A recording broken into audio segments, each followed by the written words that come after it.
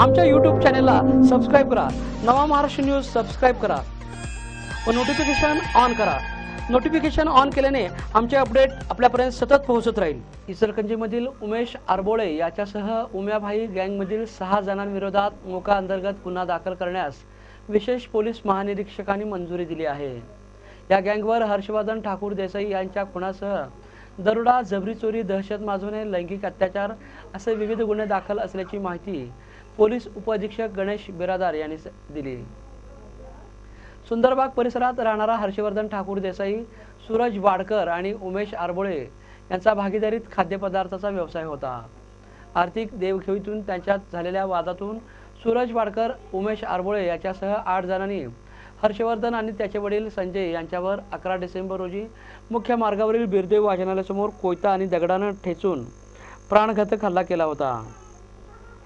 या हल्ल्यात गंभीर जखमी झालेल्या हर्षवर्धन याचा 12 डिसेंबर रोजी सांगली येथील सिव्हिल हॉस्पिटलमध्ये उपचारादरम्यान मृत्यू झाला होता। या प्रकरणी गावभाग पोलिसांनी उम्याभाई गँगमधील उमेश भाऊसो आरबोळे, सूरज साईनाथ वाडकर आणि साईनाथ शंकर वाडकर, सुशील उर्फ बाजा श्रीकांत कोरवी, निखिल अर्जुन दुधाने, अमन रशीद वडगावे यांच्यासह अनोळखी 2 अशा 8 जणांविरोधात गावभाग पोलीस ठाण्यात गुन्हा दाखल केला होता। या उमेभाई गँगवर खुनासह दरोडा, जबरी चोरी, दहशत माजवणे, लैंगिक अत्याचार असे विविध गुन्हे दाखल आहेत। या टोळीचा म्होरक्या उमेश आरबोळे, सूरज वाडकर, साईनाथ वाडकर, सुशील कोरवी, निखिल दुधाने आणि अमन वडगावे हे सध्या न्यायालयीन कोठडीत आहेत। त्यांच्यावर मोका अंतर्गत कारवाईसाठी गावभाग पोलीस ठाण्याचे निरीक्षक के.एन. पाटील यांनी प्रस्ताव पाठवला होता। त्याला विशेष पोलीस महानिरीक्षकांनी मंजुरी दिल्याची माहिती पोलीस उपअधीक्षक गणेश बिरादार यांनी दिली आहे।